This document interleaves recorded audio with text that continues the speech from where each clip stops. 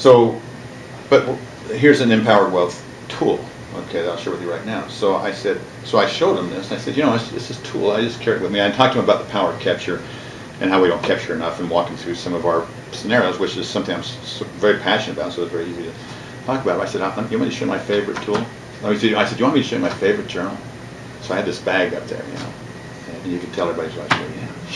And I said, well, I decided a long time ago that my family, not just me, my parents, and my children, grandchildren, but my extended family, my brothers and sisters and everybody, every year have these amazing experiences where they capture these stories. I mean, where they have these stories that don't get captured.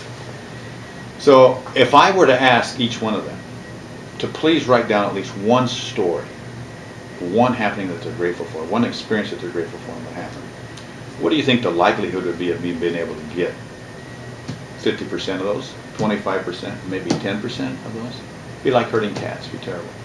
So you develop a tradition. And the tradition is very simple in our family. And so then I pull out this 8-foot by 12-foot tablecloth. Did you take it to? I took it. This is my favorite journal.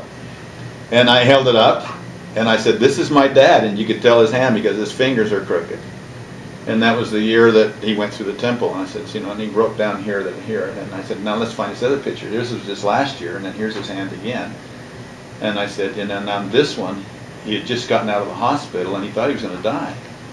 And he talked about how grateful he is for to get out of the hospital and spending time for doctors and for being able to spend time with his family and the people that mean the most to him. And so now we're capturing these stories, you know, and then here's Nick's last handprint, you know, and so it's just cool, you know. But it's just systems that you create that are self-sustaining. They're sustainable. Whereas if I had to try and get stories, I couldn't get them. But that's sustainable prosperity. Do you see what I'm saying? And so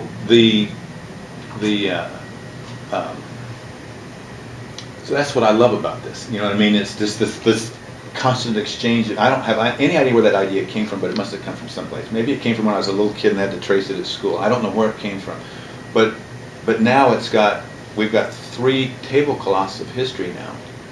And they last for about 3 years each. So we've developed this history that we go back and look, and you're able to put these things together, and how priceless is that? You know, and so we see ourselves as being very creative in all these different areas. So as we won't do anything that violates the principles of what we talk about. We continue to expand and develop the concepts. We get deeper. You know, we're getting deeper into the concept of sustainable gratitude or empowered gratitude, or what we call active gratitude, as opposed to passive gratitude. You know, and so we go deeper into that. The practical applications of gratitude within the workplace, practical applications within the family. You know, so you start looking at some of those concepts and saying, okay, how do you do it? And then what are the tools that can support that? And we're developing this library of tools supporting the concepts, which continually get better based upon these principles. And we know that we're making a difference, but we also know that we're barely scratching the surface. That's, you know.